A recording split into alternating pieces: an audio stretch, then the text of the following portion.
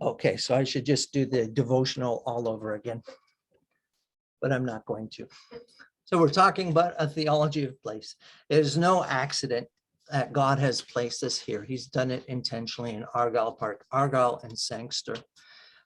We bought this place. Yes, we made certain decisions. We decided to renovate it.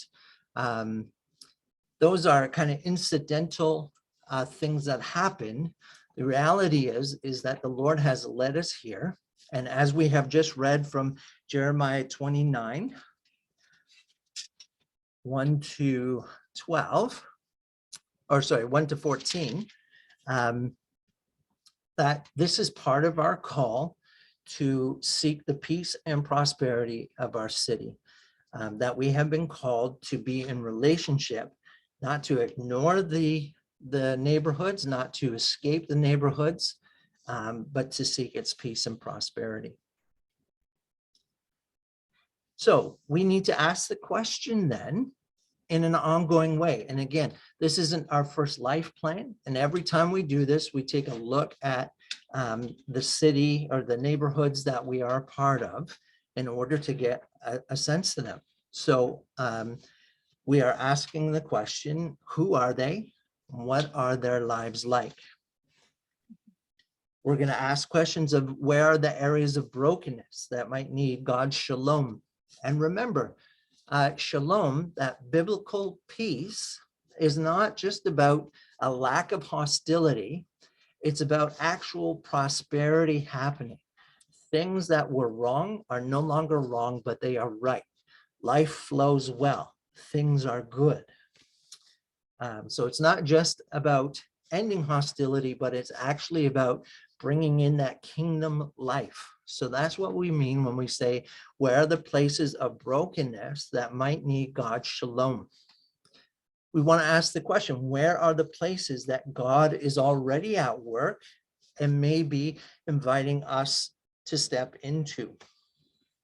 So we've already done the welcome and prayer, and I'm sorry that I failed to record it. But have a read of that passage, Jeremiah 29, 1 to 14, and seek to understand how God calls us not to escape our neighborhoods, not to wish we were somewhere else, not to ignore them, but to actually dig down and make our lives right here in the midst of them. So we've prayed to begin already. So what we want to do is start to review some of the data. Now, there's a lot of data. I sent out a bunch of attachments. And so we're just going to go through them together a little bit. Maybe not all of them and maybe not everything. Because, of course, the data doesn't tell us everything that we need to know. They tell us some things, but not necessarily everything. So I'm going to start with the chart that has age characteristics. Looks like that. You guys can see that okay? Not Belinda. I gotta find it.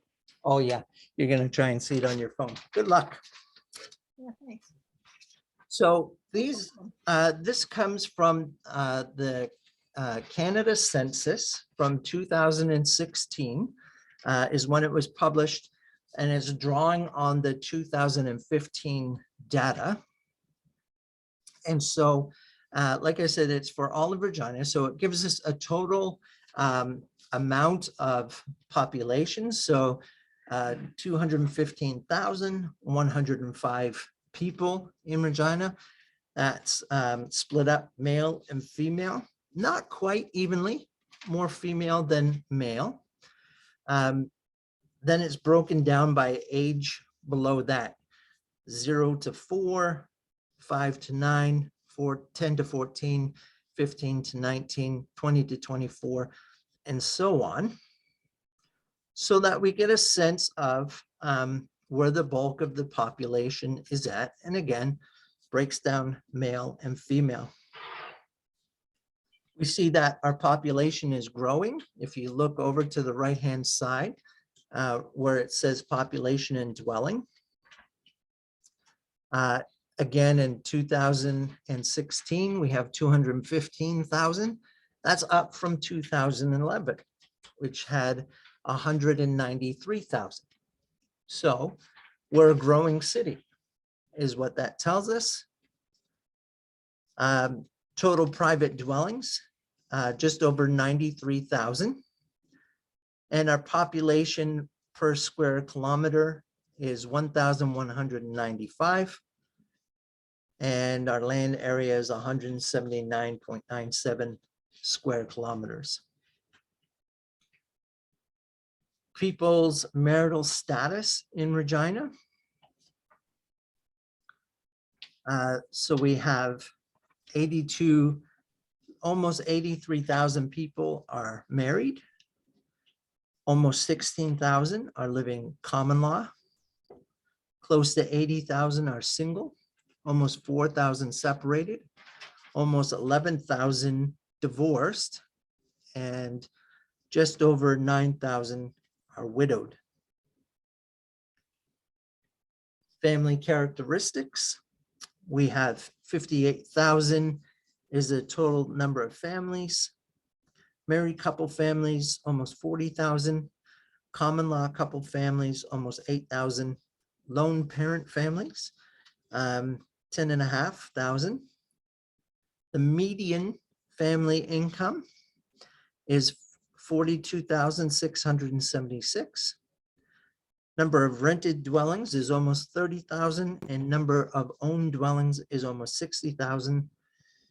And the average value of dwellings is $363,000. So that's just some of the statistics from the census that have been pulled out. So again, that's for the whole of Regina. So it gives us a sense of who's there, right? What kind of age characteristics, how it splits between male and female, number that are married, divorced, separated, widowed, number of people living in a square kilometer, types of dwellings, and average cost. So that just gives us kind of a baseline. So that takes us to our next document, which is the one that says Argyll Park. And that's a neighborhood profile. You guys can see that one okay?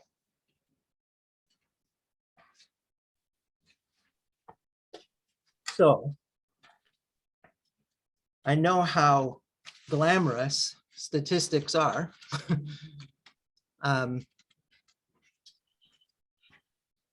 So let's just turn to the first inside page, the one that says population. Let me just ask the question, what stands out to you as you look over that page?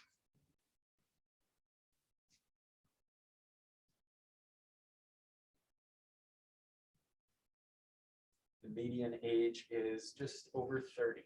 Okay, median age, just over 30. And so does that say anything to you? Does that have meaning to you? That tells us that the majority of the population in Regina is still young. Okay, majority of the population is still young. Yeah. So does that mean we can make an assumption based on that if we're talking about Argyll Park? Because this one is specifically now Argyll Park, Englewood. As we're thinking about our neighborhoods, the fact that the median age is just over 30, what does that say to us, if anything? How current is this? This is from the most recent census as well, so 2016. Okay.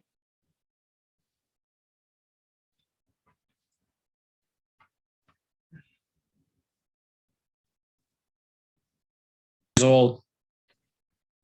Say that again, Rick. Back when Belinda was 33 years old. Back when Belinda was 33 years old. David, Yeah. one thing that stands out to me is the mobility status and the fact that there's like it says, there's a lot of non-movers. So Right. there's not a lot of transition in and out. People Yes. seem to stay. Yes. Now, that's shifting. So the last time we did our life plan, I talked to Jerry Flegel, who at the time was our city councilor for Ward 10. And one of the things he talked about was Argyll Park has been very stable its entire run. People bought their first houses there, raised families there, and now it's beginning to transition as Hawkstone opens up and their kids have grown, have been educated, and have moved out. They've become empty nesters and are moving into retirement, are now selling their dwellings here in Argyll Park and starting to move up the road to Hawkstone. So there is a shift that's starting to take place, but you're quite right, Jaylyn. This is still a very stable neighborhood in terms of there's not a high turnover rate in it.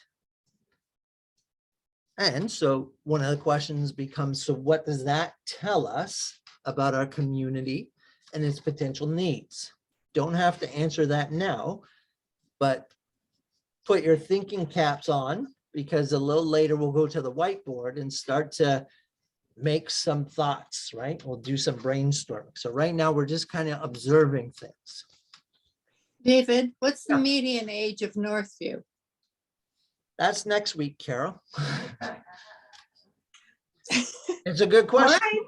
It's a good All right. question. Yeah. Okay. Yeah, next week we'll look at ourselves and do some comparison. How do we match up with the neighborhoods that we inhabit?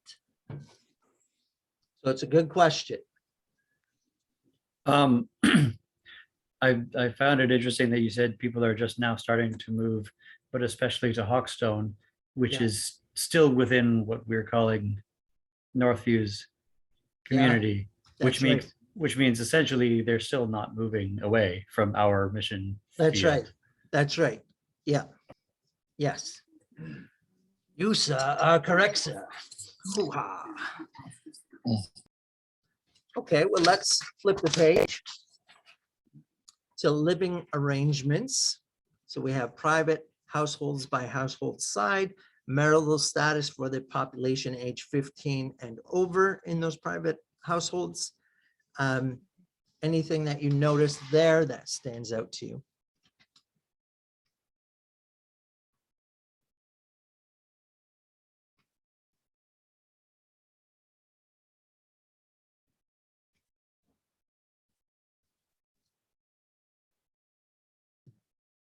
There's not likely a ton of families like you mentioned before, like when you have 20% one person and 30% two people, like, so more than half the people wouldn't be families with kids.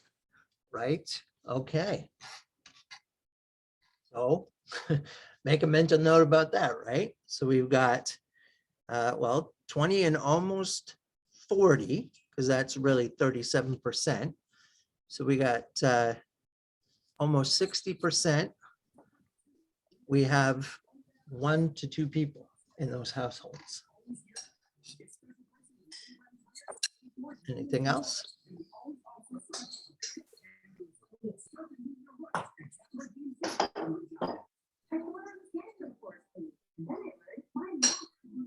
Well, I notice in terms of marital status, somebody has their mic unmuted and there's a TV on.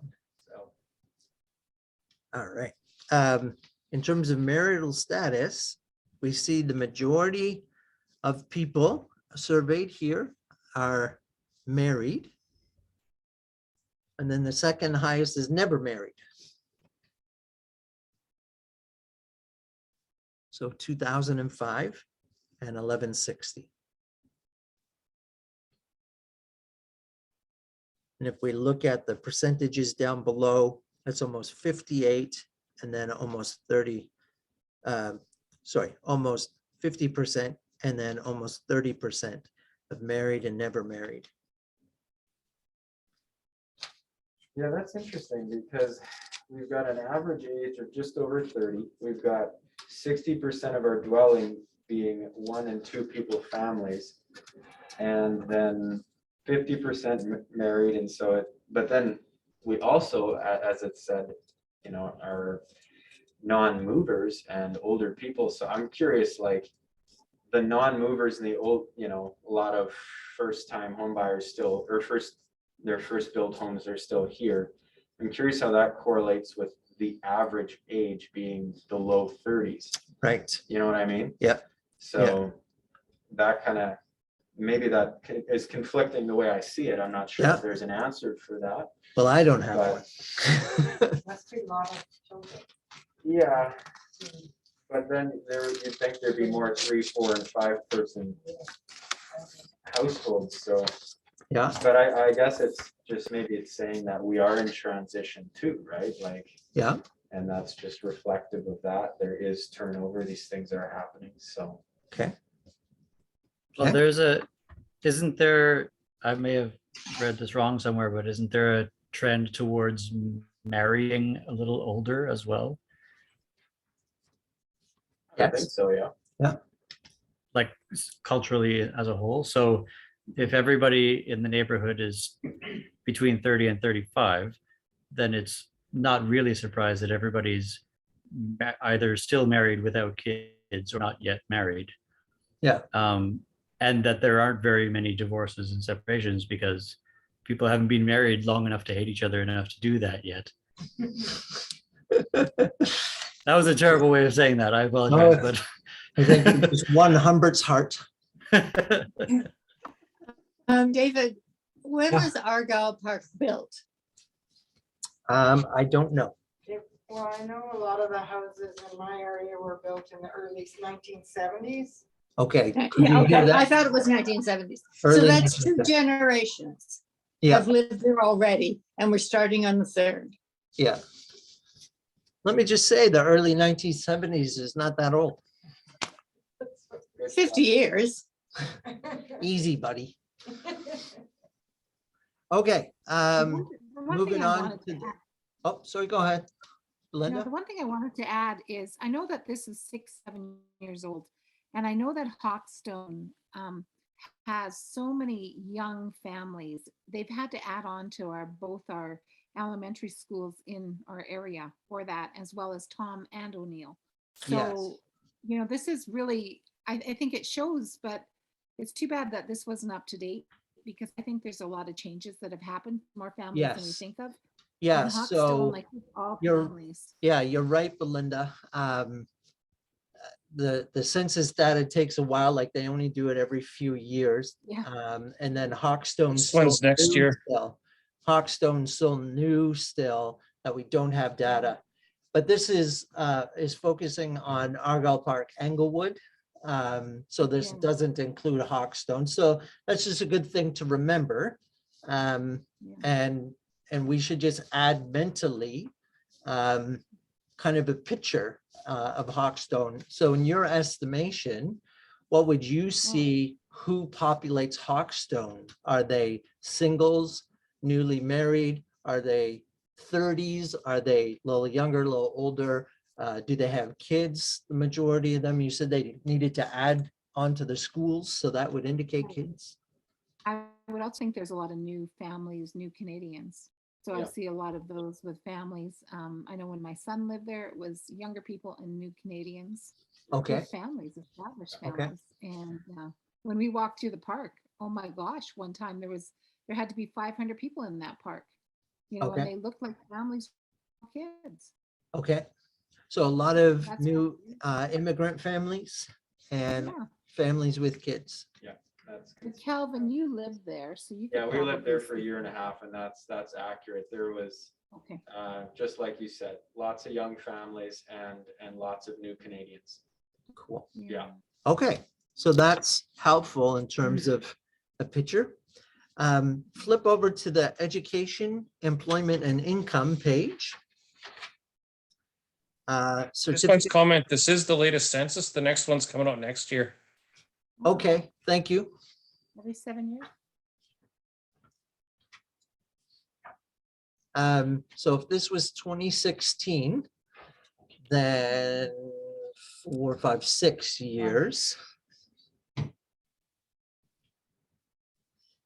So yeah, I think it's every 6 years.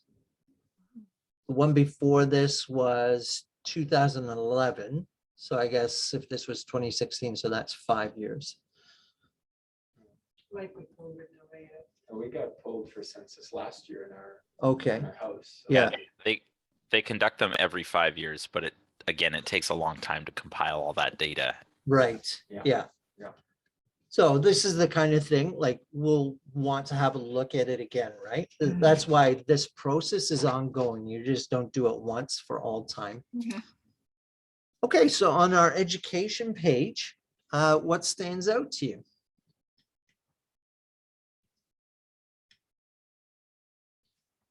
Well, I can kind of relate to this because this is 2016 here. Yep. And prior to 2016, there was the oil crash that went from 2014 to 2017. Mhm. And that oil crash put a lot of people out of work. Okay, And a lot of people that were middle class during that time. Yeah. They lost their high-paying jobs and then started working in low-paying jobs like fast Okay. food and stuff like that. So during that time period, like a lot of people lost their homes and lost their Okay. jobs okay, because of the oil crash, and businesses were laying off people all over, and okay, places weren't hiring anymore either. Okay. Places stopped hiring. okay. 'Cause So, prior to that oil crash of 2014 to 2017, there was the Great Recession that happened earlier. okay. Okay, so how does that then relate to the pictures that are in front of us here, Dan?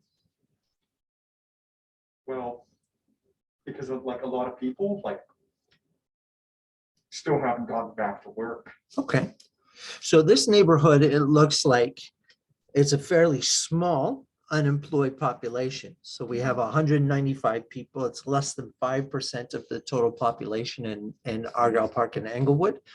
So, it seems like, yes, there is unemployment, but maybe this neighborhood wasn't as embodied in that crash that you're describing. And in fact, it really looks like the majority of people are employed from this neighborhood or not in the labor force.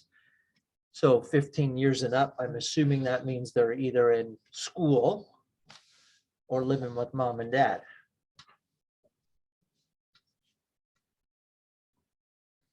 Anything else you notice from this page? Something I am seeing there that's interesting.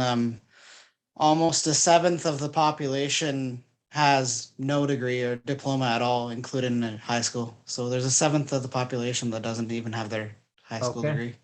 Okay. So that would raise a question for me, right? What's the source of that? And not that we can necessarily answer that, but if we've got 7% without a degree, why is that? Well, Some part of that is going to be, since it's from people age 15 and up. So there's like your Okay. 15 to 18-year-olds that haven't finished school yet just because they haven't Okay, gotten there. okay, I don't know what percentage, what part of that 7% that makes up, but that's going to be part of it. I Yeah. think the figure that matters is how does that stack up against Regina or Canada? right, Because it's my impression that 7% is pretty low. right, right, I think the average would be closer to 20, but that's absolutely off the top of my head. No right. basis in fact. Yeah, yeah, yeah, But just my understanding would be that that's quite low. yeah, yeah. Oh, and actually, no certificate, diploma, or degree is 13.7%. Okay. Well, so we have a So- question. If you scroll back up, flip back up, Yeah, under the age structure, it says there are 345 people aged 15 to 19. oh, yeah. So that's at least half of that number. Oh, okay. Okay, So you did some math. Don't tell my mom. That's why you work in education. Okay, so still on education, employment, and income, but the next page over, we have income groups in 2015 for the population age 15 years and over in private households. What stands out to you on that page?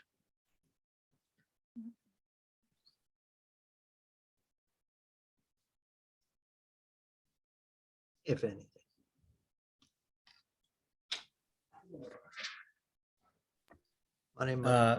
Everybody in this neighborhood makes more than me. You should move to this neighborhood. I think one of the perfect ways to sum this up is, you see everybody, some of these people are middle class, some of them are upper middle class, Yeah. some of them are lower middle class, some of them are low income. Yeah, And I think the reason for that is why everybody's income is different. I think it has a lot to do with people finishing high school and people going off to university and getting a better education and getting a degree in something. And opening right. up more opportunities. Yes, for yes. themselves. And I Yeah, think that's one of the main reasons why some of these people are middle class and Yeah. upper middle class and why the reason some of them are low income and lower middle class is because the low income, especially, like a lot of them probably didn't finish school, like didn't get their high school diploma, didn't further their education over the years, and they stayed low income, like middle class. And does that match the picture that you're seeing here? kind of, yeah, I guess I'm summarizing here. Okay, well, we don't want to summarize too much because part of the point is to notice the details. Yeah, because I was about to say something else, Sorry. but I'm not going to say like everybody that's low income never finished high school, like never got the high school diploma, because that is stereotyping. Yep. Because there's a lot of people. Although there is correlations, we know that less education equals less opportunity. Yeah, but there's people in this world that have less education, but they're working like middle class, Yep. upper middle class jobs, and they have like very little education. So Yep. you can't always base it on never finishing high school. No. Okay, thanks, Daniel. Anything welcome. else? One thing that stands out to me, when we were looking back at the first page, family characteristics, the median family income in Regina was 42,000. Yeah, And here our median family income seems to be, or household income seems to be a fair bit higher.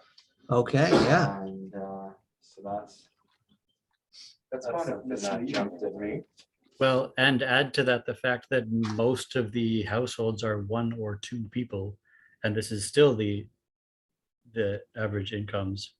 Yeah, Awesome. exactly. So I think those numbers would indicate what I would parse out of those numbers is that where you have couples, both of them are working. Right. It doesn't look like you probably have very many households where one adult is working. Right. Yeah. Which is pretty typical today. So we have private households after tax income, private households pre-tax income showing there. One thing that I'm noticing is just the categories and how much is at the top. Yeah. We're seeing like 8% are in the 100K and up range. Yeah. But we still have an average of 95. So they're significantly above the 100 to bring that average up with the other 92% that's below that. Right. Also, something to note, the graph on the left side is individual incomes and the boxes on the right side are household incomes. So, Okay, thank you. This is why we invite teachers to come and do this with us, especially math teachers. All right, well, let's keep flipping here. So we got diversity. What do we see about diversity in our neighborhoods?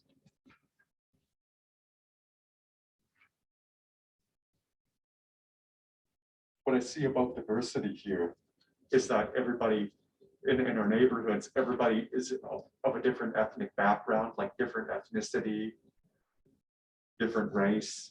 Okay. Okay. Yeah. I'm kind of seeing a little bit different. I'm seeing that we're predominantly, I guess, not First Nations or Métis is what the graph is kind of telling us. Right, almost 90%. Yeah. Yeah, So 11% almost are Aboriginal, First Yeah. Nations, Métis, or multiple. does it? Is there another place where it talks about other ethnicities? In the census, yes. Here, this is just a summary. Okay. Yeah. Well, it has population by immigration category. I Yeah. don't know if that is what you're looking for, Calvin, but the non-immigrants is 81, Yeah. and immigrants is 18. Yeah, I guess I just felt like comparing the population, Aboriginal identity and non-Aboriginal is only so helpful. Yes. Well, we do have the immigrant population by region of birth, Yeah. Asia. And I think another one of our documents that we'll look at, we'll see South Asia is probably the next highest in terms of immigration. So we have, Asia, Africa, Europe, and the Americas. I think this is going to change quite a bit with the new Canadians. Like, I don't think this graph at all is anything that we should even be looking at. Like, this is where we were, but it's changed so much, Okay. is my personal opinion. The change, would you say we are becoming more diverse with a larger group of immigrants? Absolutely. Okay, so Absolutely. we don't have to ignore this. We just have to keep in mind that the trend is more immigration, and probably we'll see these numbers like the Asian community. This may be an area that they are drawn to with the new development. So that's something for us to pay attention to going forward. So that's great. Thanks. David, Yeah. just to give some perspective to this, we're talking about a neighborhood that's approximately 80% Anglo-Saxon or white or I don't think so. longtime settler, Mhm. and 20% of newcomers. Yeah. In Toronto, there's 40% settler and 60% newcomer. Mm. So you're talking about, just to get some sense of what is happening in the big centers in Canada, Sure. we're still awfully homogeneous. Right. Right. So we have what we might call a majority culture with a Yeah. growing minority culture, but it's still a pretty slim slice of that pie. Yeah, even if immigration has doubled in the past 5 years, Yeah. we're still talking about, a bigger majority group. Okay. All right. And then we have housing. We probably don't need to worry about what needs repairs. But it is interesting, the renter to owner picture there, 36% renter, 64% owner.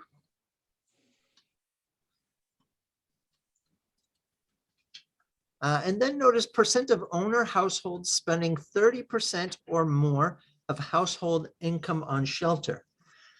So we'll see a little later that's a new way in Canada that we talk about the poverty line. Poverty line is no longer just about an income level. It's also about access and what is spent on housing. So affordable housing is a part of that picture. So percent of the owner household spending 30% or more is only under 11%.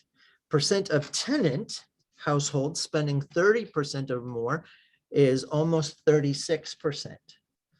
So that means if you're renting, you're spending more on your dwelling, and we could probably assume that those who are renting and not owning are maybe in the lower income category already. Would that be a fairly safe assumption? Let's see.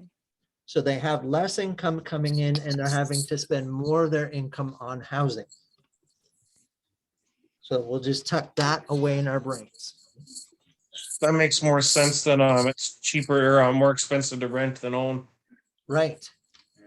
And most often they are professionals who just maybe new to Canada. They Yes. probably will be renting between 3 to 5 years before they would have saved for down payment to buy their own. Okay. So Alfred works in the mortgage industry. And he knows something about being new to Canada. Not for a long time, but he's been there. So thanks, Alfred. So 3 to 5 years in a rental situation, professional income, before they're able to move into a owning situation. And I'm assuming that some percentage of that population will never really be able to have opportunity to own, but will always rent. Would that be true, Alfred? Normally, those who would not like to own at all will be those maybe with low income, or they've not got into that income threshold that will give them the capability to really own a house. But mostly when you see maybe single families with young children, they will want to have their own house. Yeah. Mostly singles will feel like they probably could be moving at any time, more in like normal. So they prefer to really rent because it's more comfortable for them. And then when they take their bag off, they go. Okay. All right. And then our last page is transportation. And we can see that the majority of people have a car, truck, or van as opposed to another method.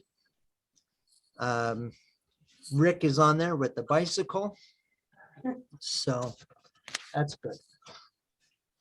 Okay.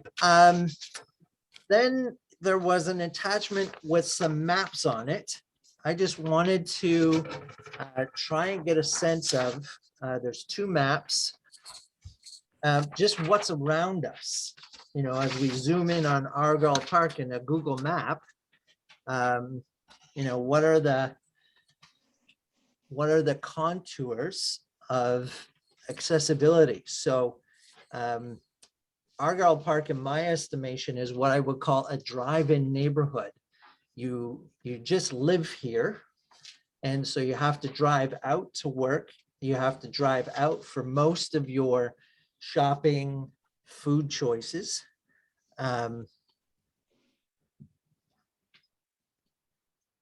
Anything else that you notice as you look at those 2 maps?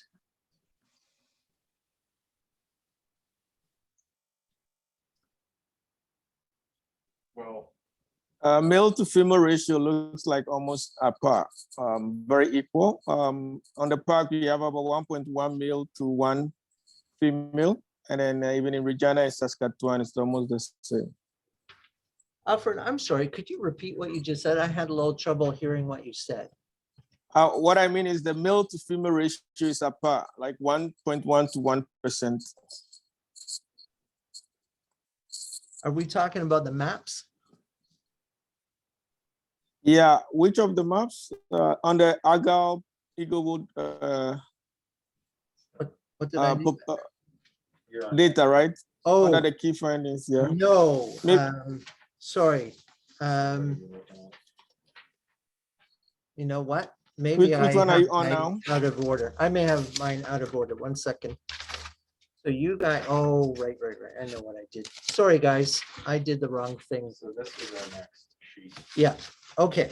So there is a package and I didn't print it for myself. I was having trouble with that. That's what happened. Let me just grab one of these. I apologize, Alfred. I was totally Okay. lost there for a second, but that's just because I didn't have what I was supposed to have. So we have the key findings. They're on that one. Is that right? Is that the right one I'm talking from? Yeah. Okay. Okay. So, yes, now we have that. This is the one that says livability in Argyll Park, Englewood? Yeah, Okay, yeah. all right. So yes, we have amenities there. We have a good livability score. This is done by a realtor, by the way. Yeah. Gonna let Dennis Camplin in.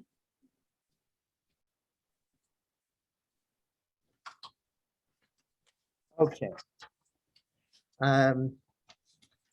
So we have a page that says cost of living. It actually doesn't have a title on it. It's got an A and then overall with 11% down. See that page? Shows you cost of living, goods and services, groceries, healthcare, housing, transportation, utilities. So again, this is just a snapshot comparison of how life in Argyll Park is compared to all of Regina and Saskatchewan as a whole. And I cannot necessarily interpret that data for you. The legend says that the national average is 100. So anything above 100 is better than Canada's average, and anything below 100 is worse than Canada's average. Okay, well, that's good. There's a page on crime in that one. Oh, I wanted to make a statement. I wanted to comment. Yeah, go ahead. Comment on this. Yeah. Yeah. Yeah, like, and the arrows here are pointing up for total crime, violent crime. And Yes. property crime. Yeah. And if somebody's got to ask themselves, why is crime going up? And you know, you can summarize that from general to specific. And I think I can summarize that really well. Okay. I think one of the reasons that the crime rate has been going up is due to the pandemic. Okay. Yeah. You know, people, you know, losing their work, you know, people struggling to make ends meet because of the pandemic, because of reduced hours, places shutting down. That's contributed to the crime rate going up. Okay, great. I spoke with the new Ward 10 councillor today, Landon Mall. Really nice guy, and actually a person of faith at Harvest City. He's asked us to pray for he and his wife. They're on the fairly conservative side, and it sounds like harassment is a part of their reality as a result of that. But I was able to ask him a few questions about anything that he's noticing in terms of needs in our community. He's checking with the North Inspector. There is a North Inspector, in case you didn't know. He's going to be checked with. But he talked about things like crime. He said mainly he thinks there's breaking and entering of cars, and that might have some to do with gang initiations and just teenage maliciousness kind of thing. But Daniel's right. The COVID has impacted a lot of things. He also talked about mental health, of course, drug use going up, domestic violence is up all across Regina as a result of COVID and lockdowns. So I'm sure that that's impacting crime as well. Yeah, because one thing another thing I would like to bring up is one thing that's kind of contributed. I guess this could contribute to the crime rate going up as well. Is what's been happening a lot since the pandemic is schools have been switching to online learning, to in-person learning, then back to online learning, then to in-person learning, and that's been impacting a lot of people. Yeah. Especially people that are in university and people that are in high school and elementary school. And they say what teachers have been seeing, and it's a growing problem, is is students not returning to the classroom at all, like, and they've been dropping out of school altogether Okay. because a lot of people, online learning just doesn't work for them. Right.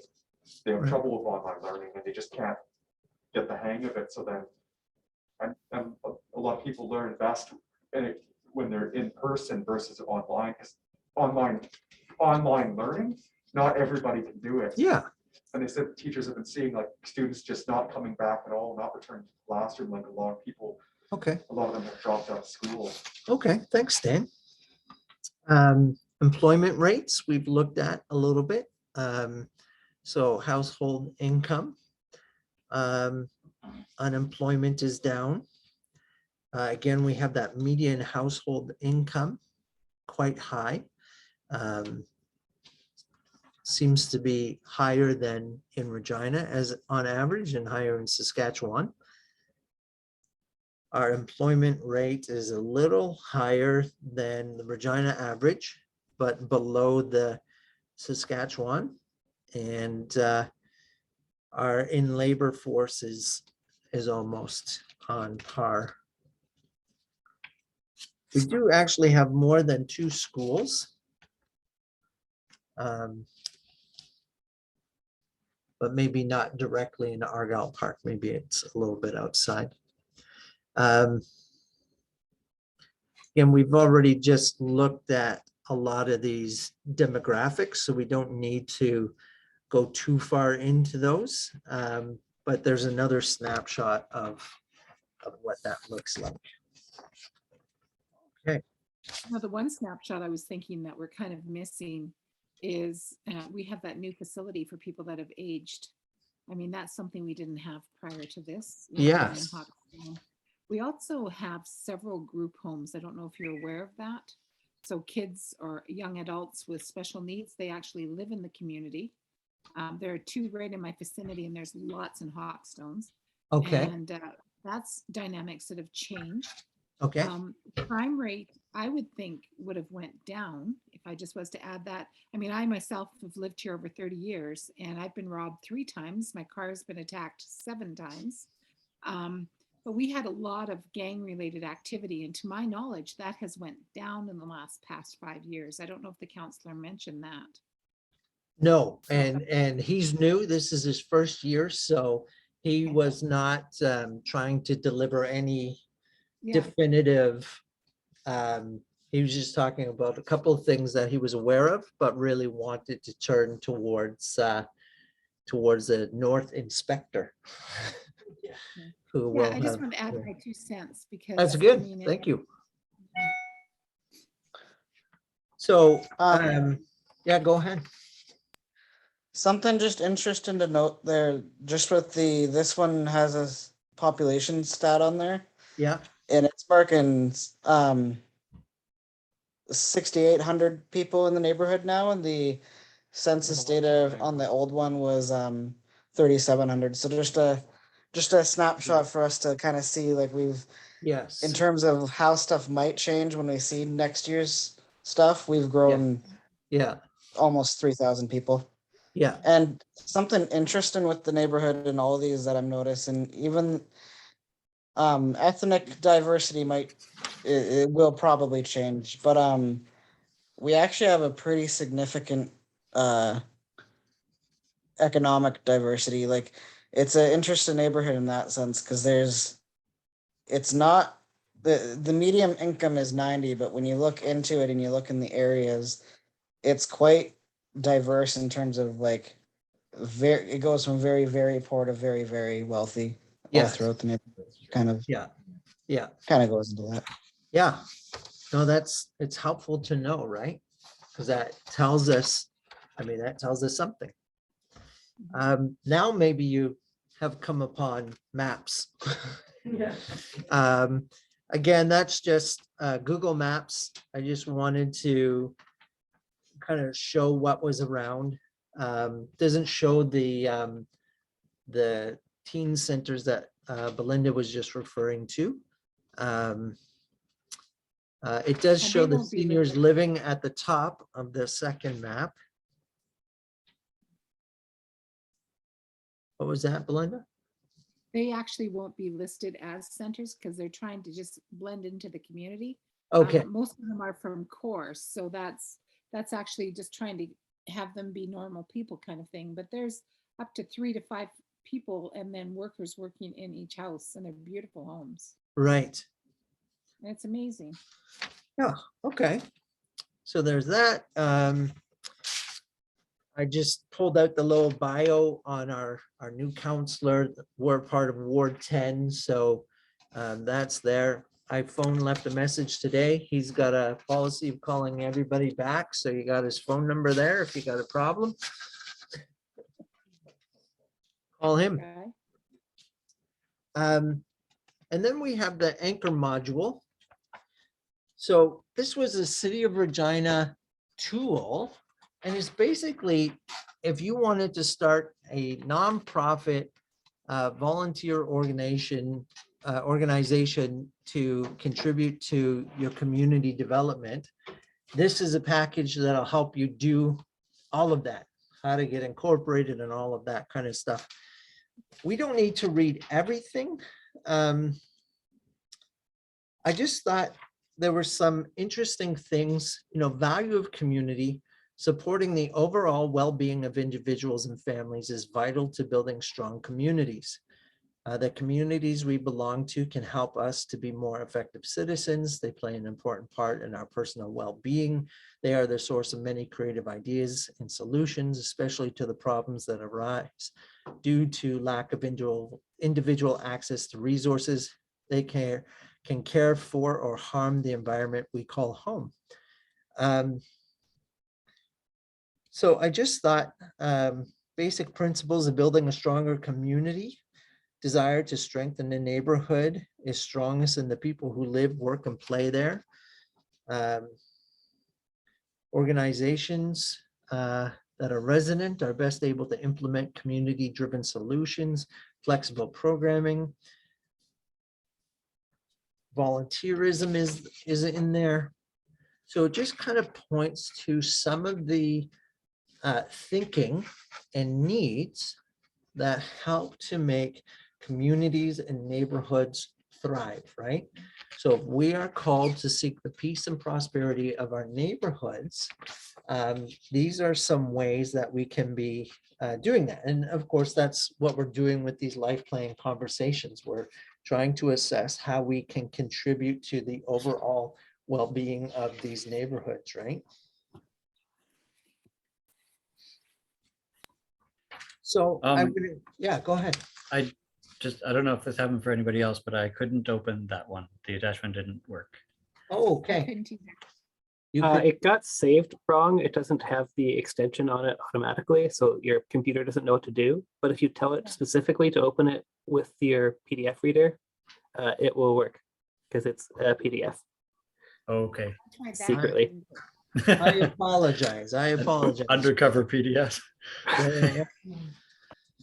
So, but here the vision statement of Regina.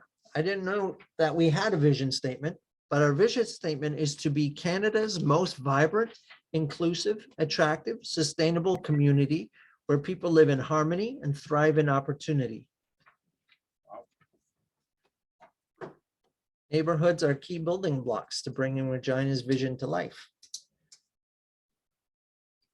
The goal is to assure the health, safety, and well-being of individuals and families while promoting livable, vibrant, and inclusive neighborhoods where residents feel connected to their community. So is there something we can be doing to help with that? Well, we saw last week that there's already things that we're doing to help with that in terms of creating connections and that kind of a hub for our community. So again, I'm not going to read every page of that document. I just pulled out a few pages that I thought gave some pointers towards us. Should probably go by this one.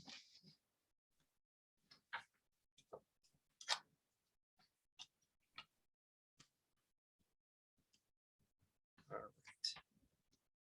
There's also some links of some different places, resources out there. So I just pulled those as well. But then Which we file come, are you looking at right now? sorry, Which file is it? that was the one that says anchor module, and you may have had trouble opening that one up, Volker. Can't open. I don't have a file anchor. Okay, let me see if I can see what I named it.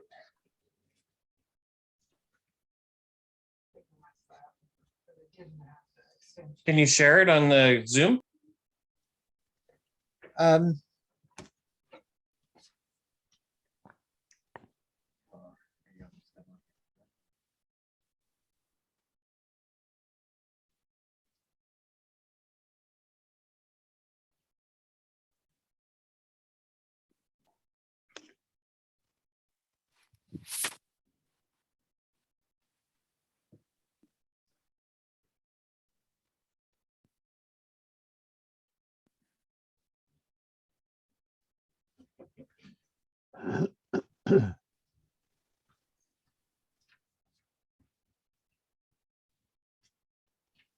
So that's the one that we were just talking about, Volker. Oh, I don't okay. have it either. Sorry? I don't have it either, so. Okay, so again, I've read parts of it to you there. I have no intention of reading all of it. I just thought that it had some key ideas in terms of our relationship and why it's important. And then there's some of the links that I was just telling you about.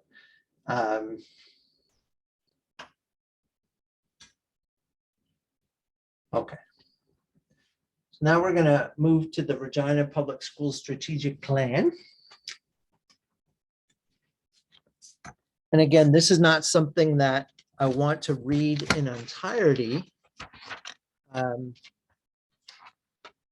again, we have 2 elementary schools, 2 high schools in our area. And just here the priority strategies. This is from 2017 to 2020.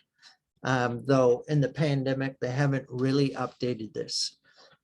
So they want to improve Indigenous student retention and achievement. They want to engage students, family, staff, and community in education. They want to increase the number of kindergarten students who enter grade 1 ready to learn. They want to increase the number of students who achieve grade level performance in literacy and numeracy. They want to increase graduation rates. They want to demonstrate effective governance, leadership, and accountability.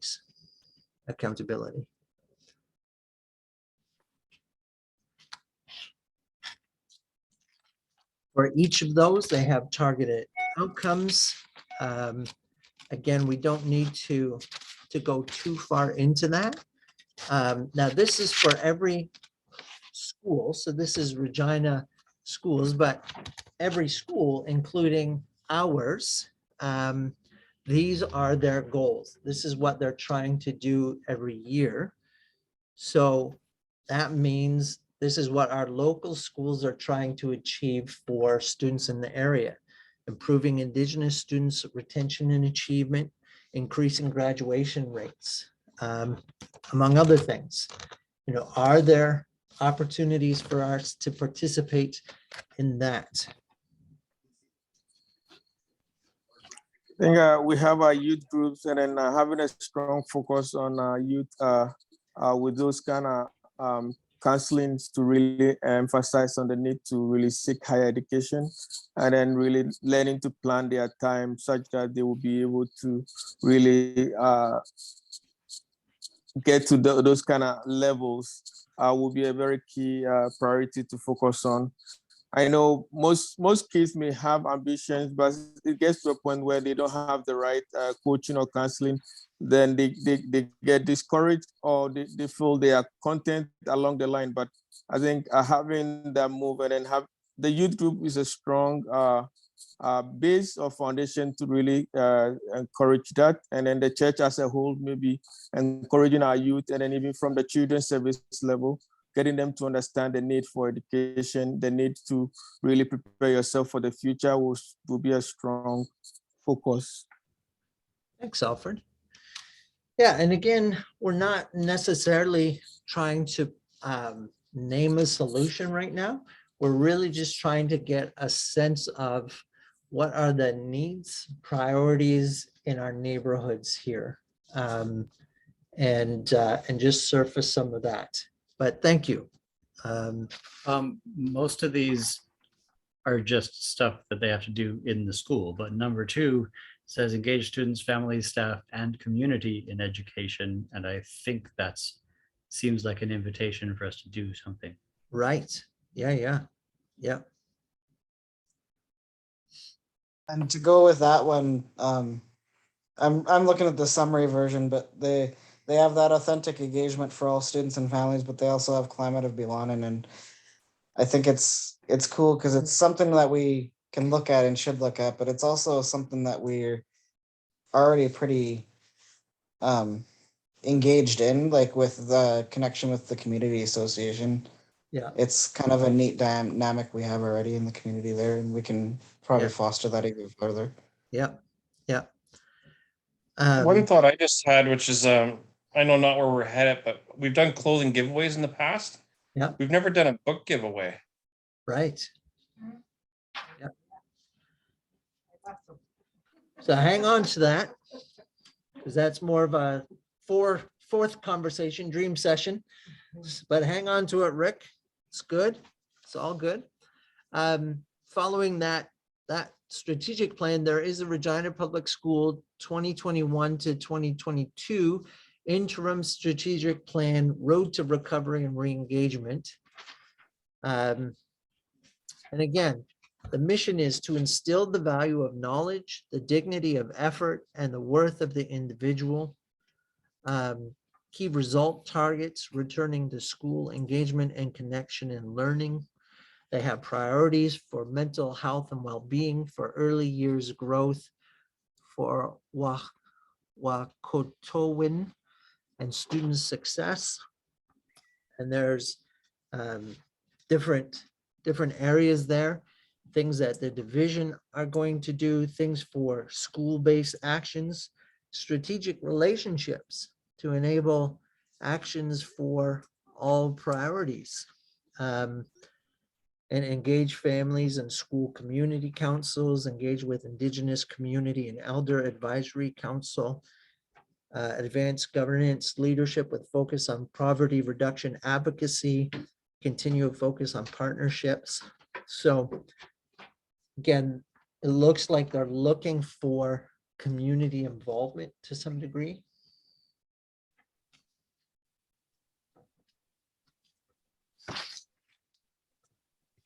I think we can do that.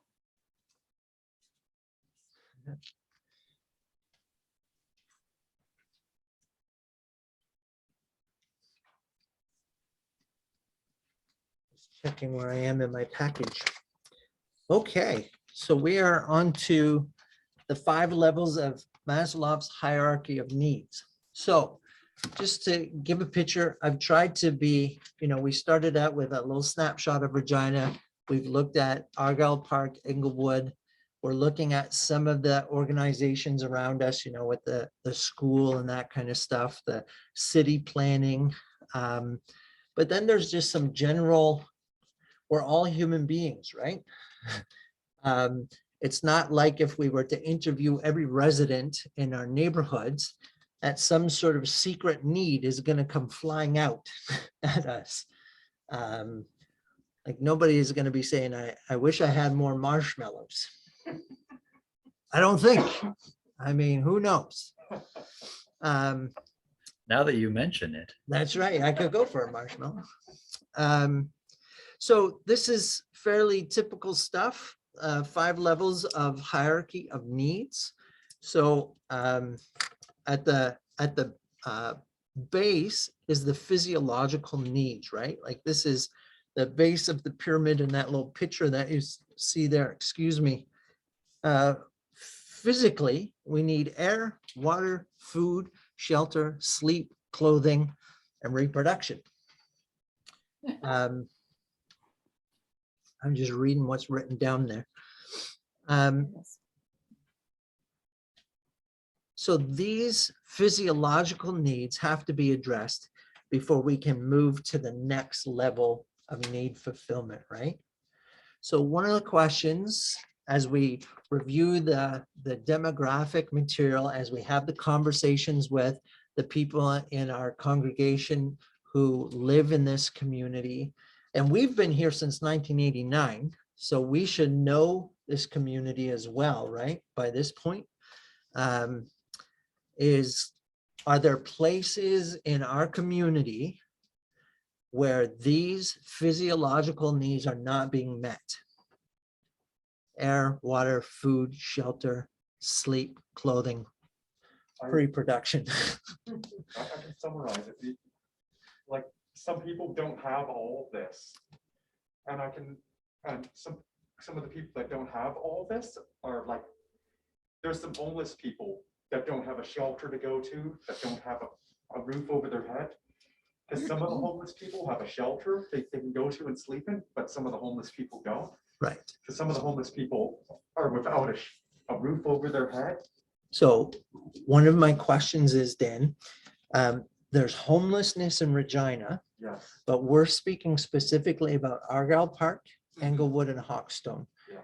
Do you believe that there is an issue of homelessness within those neighborhoods, within our neighborhoods that we've been called to serve? It's possible there could be. Oh, okay. So what we want to identify is what is. So there might be, and if there is, we should find out. We should definitely think about what we can do to contribute to that. Yeah. But we're really wanting to focus on what we know about our neighborhood, and we're not looking generally at the entire city. Oh. Okay. So again, David. yeah. I guess one key thing is to look at the fact that Dr. Hannah, it is a community school. Okay. And so I do know that they have a junior SLC program like mine at Hannah. And so those kids come from all over the city. They come from the core, they come from all over, they're cabbed in. Okay. And so when we look at their hierarchy of needs, like when Belinda took granola bars and toothbrushes to the school and they took them, there is that need. Like it's, let's say those kids would be like our kids, we feed them every morning.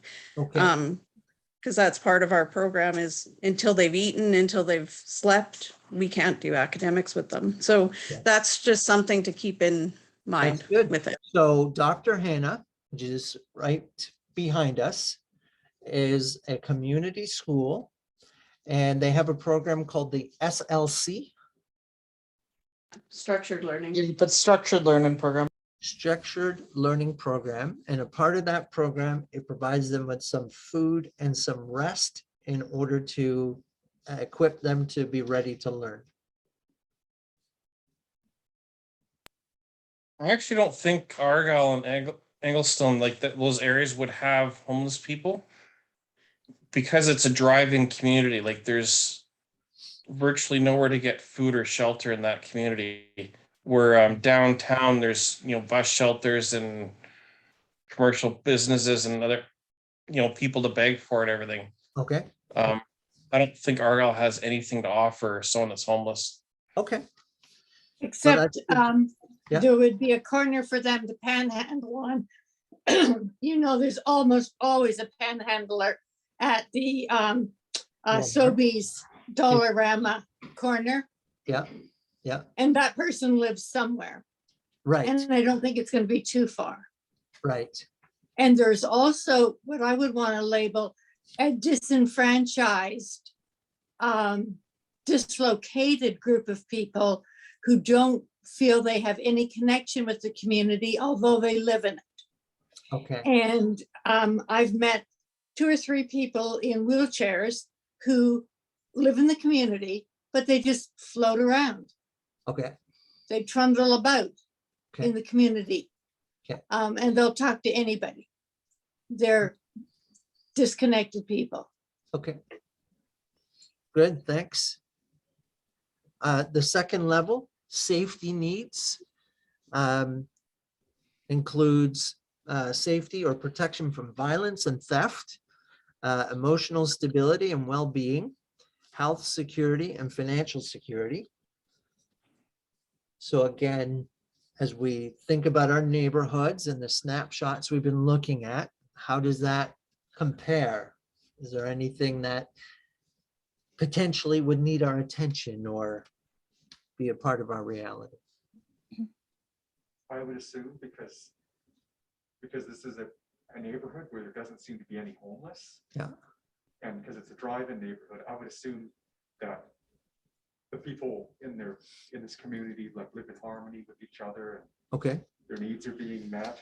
Well, we did have the increased crime rate. But we didn't have the increased crime rate. So We know during COVID, domestic violence abuse is up across the city. So I wouldn't say it's, because no neighborhood is 100% safe. Yeah, That's a yeah. fact. Yeah, yeah. But I would We also know that there is some population that is quite poor. We talked about the extremely wealthy, extremely poor, and everything in between in this neighborhood. So we probably have some safety needs in our community, yeah? Speaking from being involved with ANCA, which is our community association behind us, Yeah. a few years ago, there was a real need for patrolling. One from the gang activity, which Yeah. was going on during the evening, quite high intensity, plus safety of older people. There was a program put out at that time for people to actually take turns patrolling our area, Yeah. because our area was hitting quite high. Okay. So, I mean, I don't know if that's changed. I haven't heard anything in the last few years, but Well, and your thought was that that kind of crime was actually down. yeah. Yeah, okay. And that's my read, but I'm Yeah. not a good read. So. Well, I don't know that you're not. Again, you've been in this neighborhood for 36 years. I'm mindful of time, so it's not that I don't want to hear from people, but I do want to touch on a few other things before we're done for the night. We have the love and belonging needs, social needs, human interaction. And this is the last of the so-called lower needs. So you can split this triangle in two. Needs are friendship and family bonds, both with biological family and chosen family, physical and emotional intimacy ranging from sexual relationships to intimate emotional bonds are important to achieving a feeling of elevated kinship. Additionally, membership in social groups contributes to meeting this need, from belonging to a team of co-workers to forging an identity in a union, club, or group or hobbyists. So my assumption is a lot of people probably have those needs met in certain places, but there's probably going to be some percentage of the population that really don't have that. And Carol's kind of described some, those dislocated, disenfranchised, I think is how she described them. And I think that's one of the areas where maybe we're providing some community support, some sense of community with our carnival days and that kind of thing.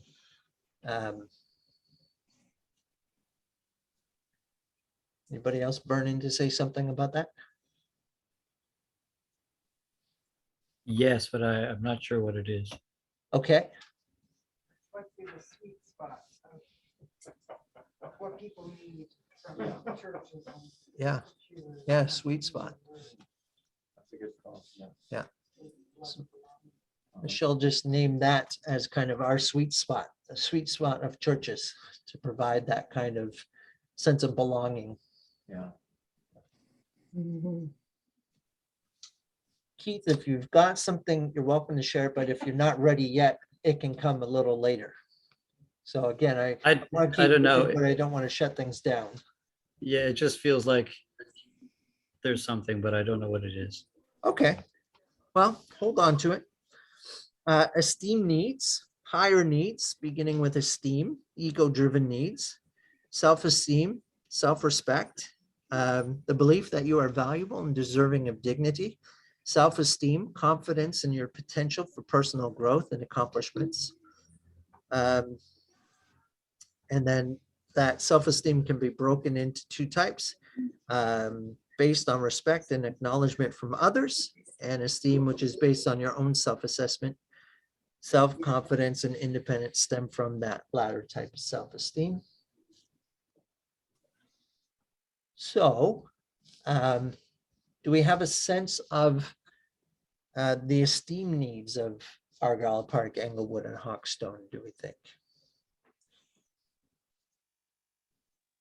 There was a mention of it's being encouraged to take up higher education, be serious with your studies, etc. So that really can relate to that particular need. So the educational status of people may relate to some of the self-esteem status of people. Did I hear that right? Yeah. Okay. Self-actualization needs, the fulfillment of your full potential as a person. Sometimes called self-fulfillment, self-actualization. The highest spot on the pyramid includes education, skill development, a refining of talents in areas such as music, athletics, design, cooking, gardening, caring for others, broader goals like learning a new language, traveling to new places, and winning awards.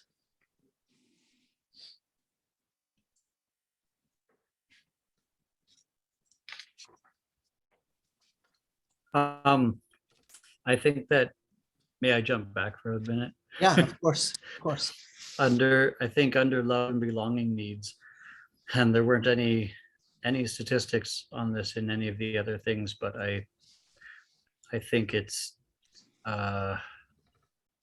unfair not to ever bring it up when you're talking about the needs of a community, which is there are people in those schools, and especially in a community that's, you know, a lot of 30-year-olds. I think we can't neglect the needs of the LGBT community, who are scattered amongst all of the demographics. And I don't know what kind of neighborhood this is and whether they are comfortable here, but I know that that is extremely important to them. Yeah. And that falls into the esteem as well, I would think, okay? That's good, thank you. Thanks, Keith. Okay, 6 signs that you've made it to the middle I class. think I can summarize that Oh. without looking at it.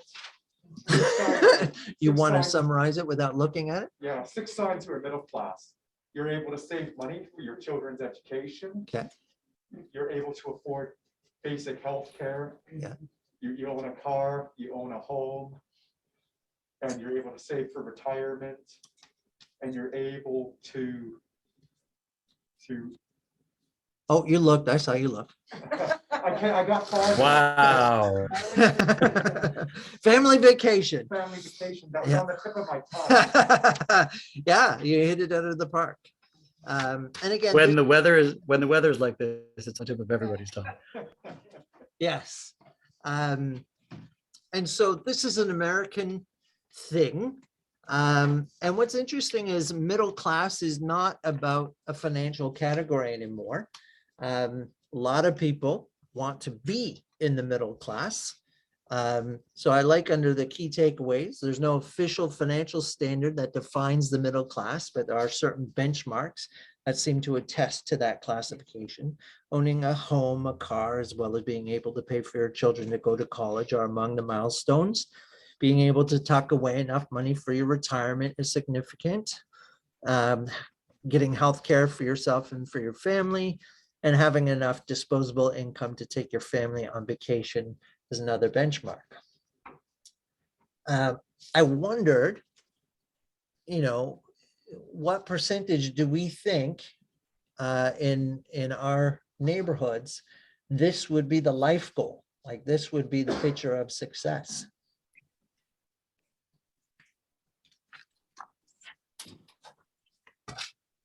There's no wrong answer. There's also no I'd say right. upwards of 80 Upwards of 80 or 90%. 80 to 90%. That would be their life goal, is to kind of meet that picture. And based on some of the statistics and snapshots that we looked at, how are we doing as a neighborhood? What do you think?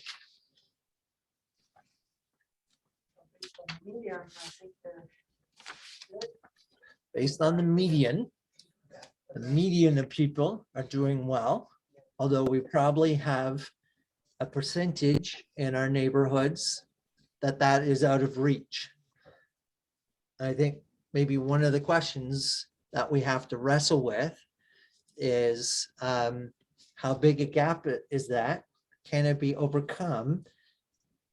And maybe even, are these things that we should be wanting to help people? Like, is it important to us that they save, they can pay for their kids' education or go on vacation? Is that something that we should be concerned about? Maybe not, but again, we're just trying to get kind of a picture of who's in our neighborhood, what's important, where's shalom, where's no shalom, that kind of thing. I just want to say on the point one, owning a home, we should slash it with ability to earn shelter. So in that some people choose to rent and then they are very comfortable earning very good income. Yeah. Some might have bought houses, sold it, and then maybe considered to rent, but they are very comfortable. So you can put a slash ability to earn shelter. Yes. Yeah. It's not just necessarily owning your home, but being comfortably housed. Yeah. Thanks, Alfred. And then I don't think I sent it, but I actually did pull up some stuff about poverty as well. The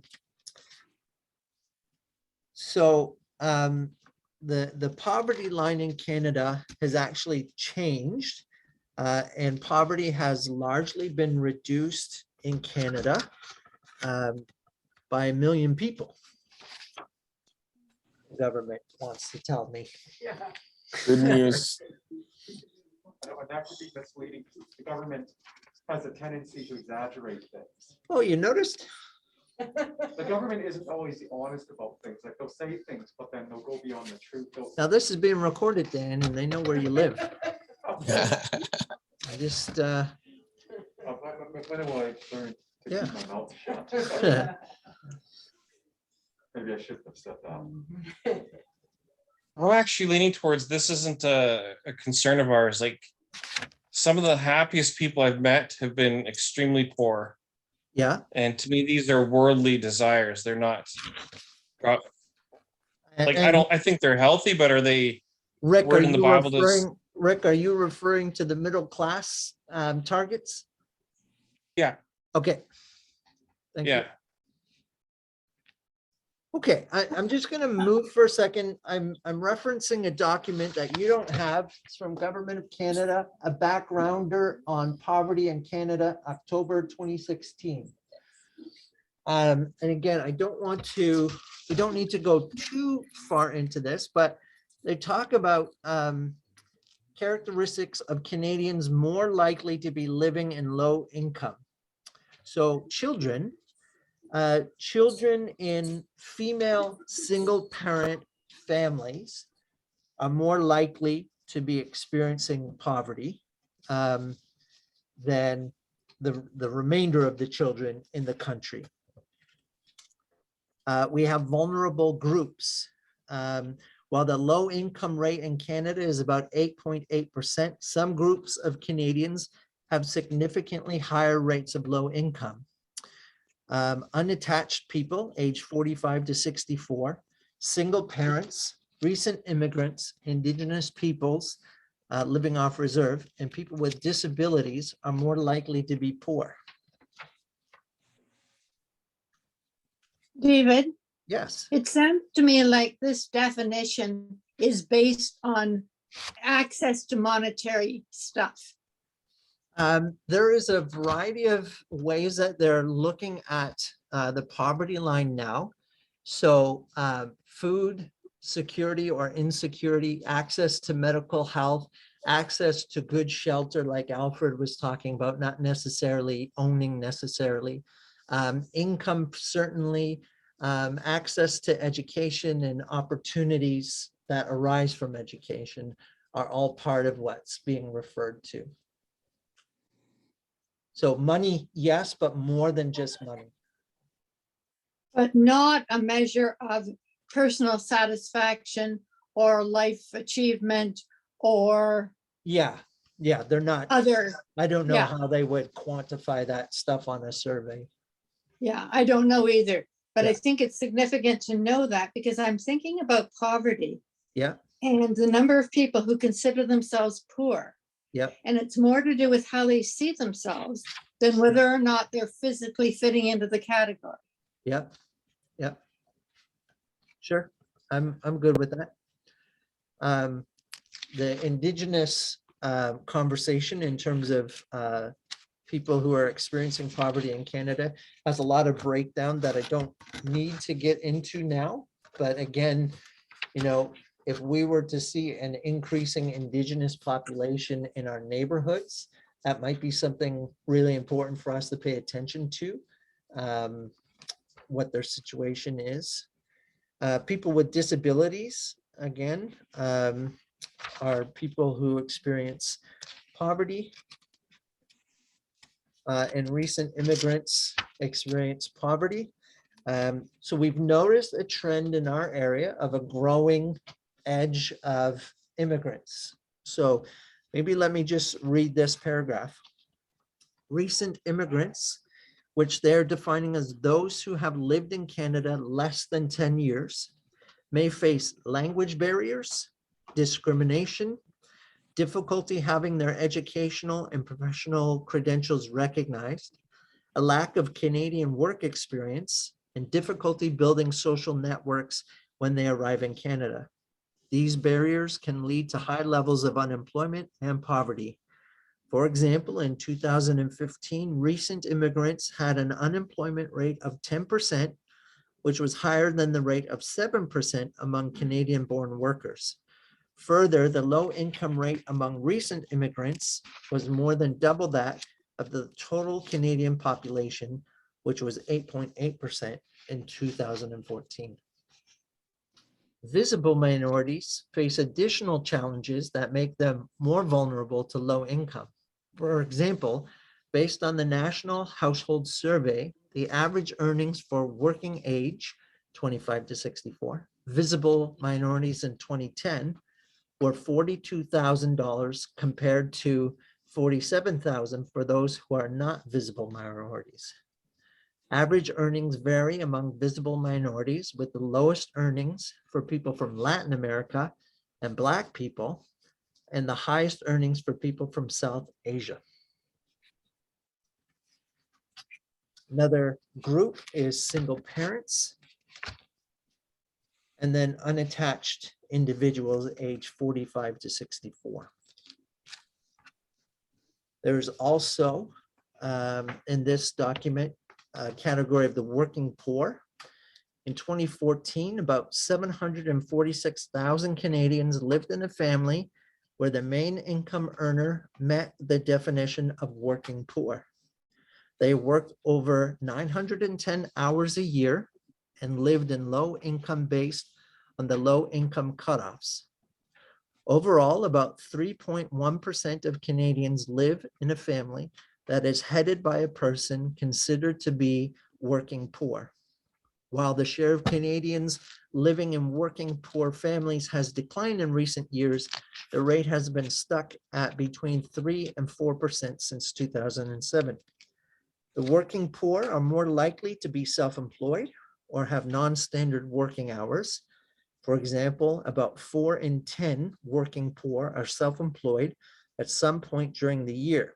The working poor are also less likely to access work-related benefits such as an employer-sponsored private pension plan, disability insurance, or a family dental plan. Okay. So Can it I just sounds make- like most of the working poor people want to do so many jobs at a go and then may not have maybe a consistent job. And most immigrants may really feel like, oh, the more work they are doing, the more money they are making. But in actual fact, it could be the opposite. Rather, building through a job and consistently growing over years can be more of a strong opportunity. Yeah. Comparatively. Yeah. So other impacts we've talked about already: food insecurity, health, and crime. Can I make an observation that I hope is also an encouragement? Yes. Since I've been here, we've done the food giveaways twice in Argyll Park. We've done them in other places, but the two we've done there, those demographics that you listed are all exactly precisely the people who showed up for that. People Okay. with disabilities, single mothers, Indigenous people, older people, and like every single demographic was the people that showed up, and almost nobody else. Okay, so that tells us then, I would think, that we have some percentage of our population struggle with food insecurity, and therefore struggle with being under the poverty line. That's good. Yeah. Thank you. Thank you. The last couple of documents, I wanted, again, a sense of what's available in Regina. So one was a volunteer list that has the orange links, and then the other one is businesses in Regina, and some of them are more than just Regina. And then Pastor Belinda, of course, is our Care and Connection pastor. And a couple of years ago, she put together this wonderful resource document for herself and for the staff reference on all the different helping programs and places in the city with contacts and that kind of thing. It's from 2018, so it's a couple years out, so there might be some changes, but you know, this gives us a sense of, again, we don't have to reinvent the wheel, right? Like, if food insecurity, let's say, was one of the issues that we were feeling called by God to address at the end of this process, then we might look at where are the services in Regina already? How accessible are they for people in our neighborhood? And is there some way that we could kind of bridge the gap, just as an example? Or is it something that we could be the hub in our neighborhoods for addressing that? Right? Does that make sense? Can I add to that list? Yeah. There needs to be one major update. So that whole list is great, but now you can just call 211 and they can direct you to any need you have. I need to add that. Yeah. Make it simple. That's fine. That's a much shorter list if you just put 211. Yeah. A quick question. With this list, are we able to make it available, like a good resource at a resource point where customers, members can take copies home? Yes. And probably when you have new members coming up, maybe having a package for them. Yeah. Yeah. Pastor Belinda is working on a new to Northview welcome package, and as probably something that could be offered or added. Yeah. Excellent. Yeah, she's been dying for somebody to ask that question. Dying for some help with that. Okay, guys, Okay. we're 10 minutes away from our scheduled end time. I would love to get just a couple of things down if we can. So let me just ask the question, what do we now know about our neighborhoods and about their potential needs?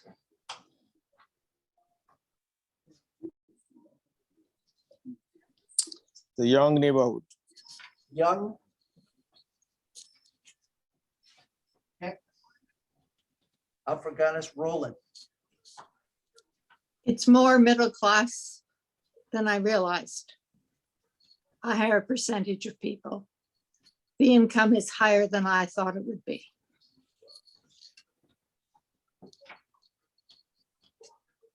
Without Hawkstone, I think Hawkstone's going to drastically change this. Okay. The rents in Hawkstone are not cheap. Some of the houses there are really nice.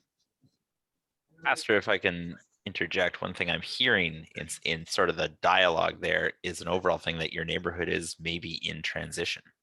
Yeah. Yeah.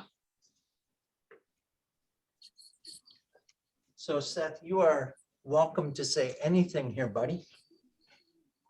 Like you are a full participant. Don't consider yourself just as a spectator. I understand. You're the high price tell. And you get what you pay for is what I'm trying to. That's right. We've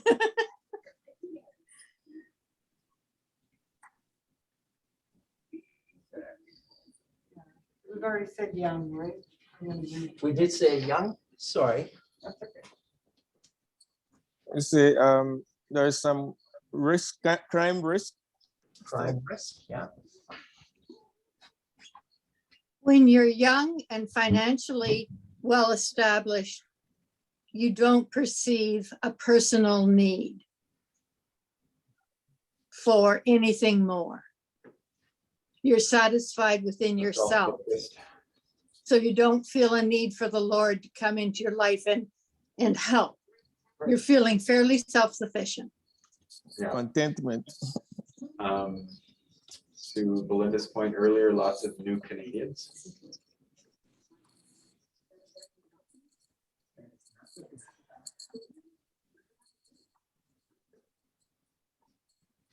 Getting diversified. I like the community is getting more diversified. Yeah.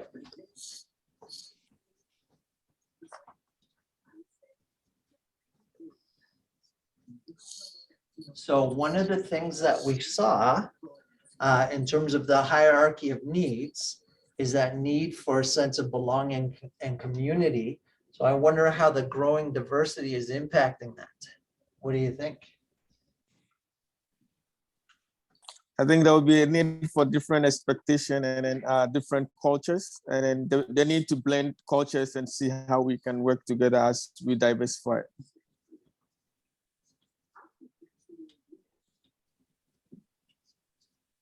Those not familiar with diversity will be, I don't know, cautious. Or, Cultural shock, right? Cultural. There may be the need for cultural shock too. Something you mentioned earlier was that we're still a drive-in community. I think that remains true.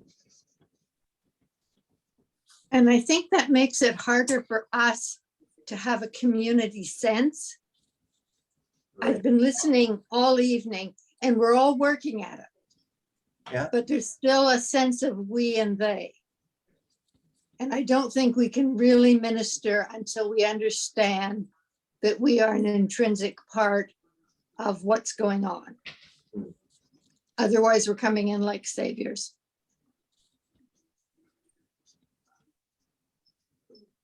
I think trying to understand the different cultures and then how they relate and then how we can blend them together will help answer Carol's question. Alfred, is it your sense that people coming into Regina are looking to be integrated into the general culture, or are they tending to stay more within their own culture groups? I think people are still looking to initially live within their own cultural groups, which makes it more comfortable for them. Mm-hmm. But as they learn other cultures, they imbibe the sense of acculturation, where we're trying to understand each and everyone's culture and how we can blend them together. Right. Okay.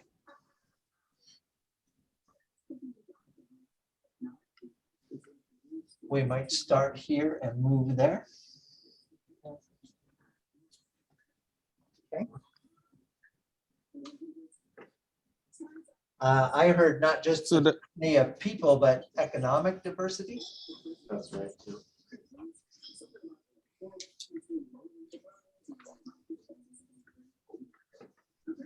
There will be a need for acculturation. Okay.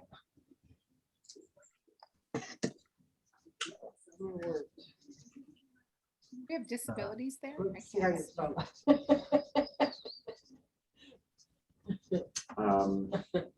Another Sorry, thing, Belinda said something I didn't catch. we have Do disabilities.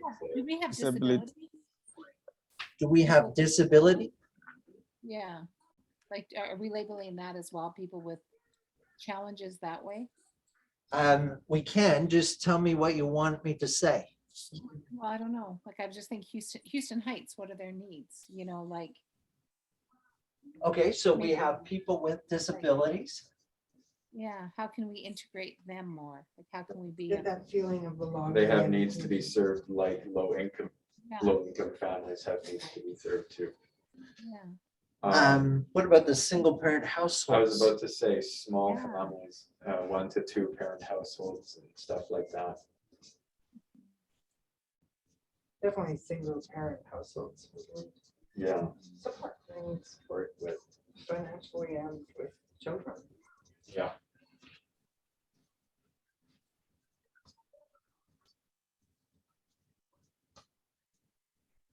I'm gonna put down some food insecurity.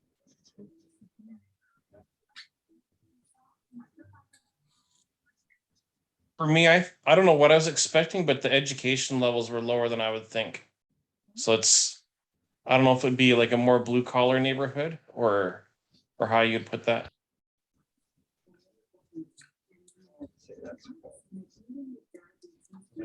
Right. Parts of Inglewood probably not. The Inglewood people. You can tell she lives in Argyll Park. Them Inglewood people are bringing us down, man.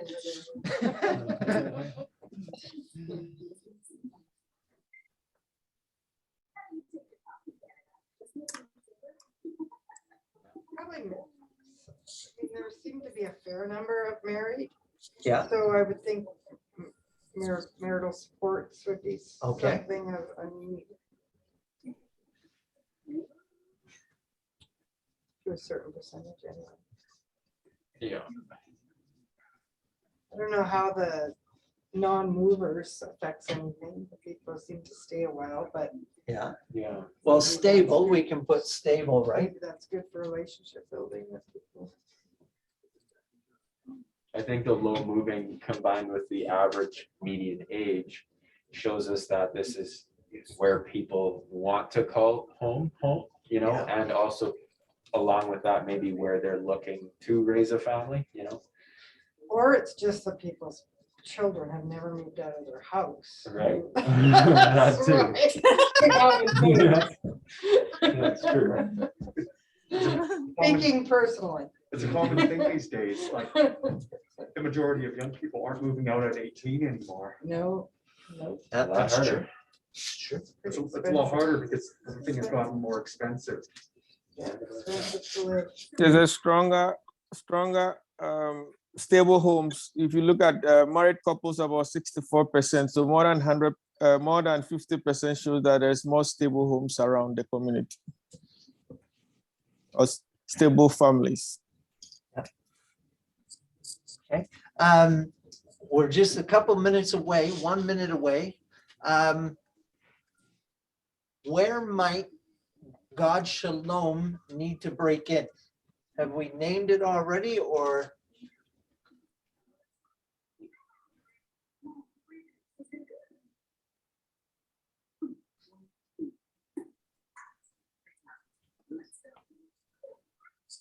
Sense of belonging and self-esteem, but Okay, so, be different things to different groups. Yeah, I think what that treatment. so belonging, I'm gonna put education, Mhm. and I'm gonna put food. And again, you know, that's not the majority. The majority are okay in our neighborhood, it sounds to me like. It's the minority that are probably in trouble, which again would be immigration, single, especially parents. There'll be a percentage of unemployment. And unemployed. Unemployed, yeah. People on social assistance. We've got lots of families on social assistance here. And that's not enough.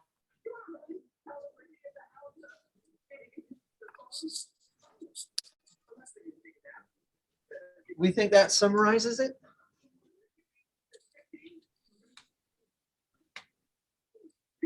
Yeah.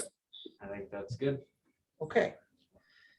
Sorry for going over. Let me do a short prayer and then we'll go. Thank you again for participating in this. I know going through demographics is not terrific fun.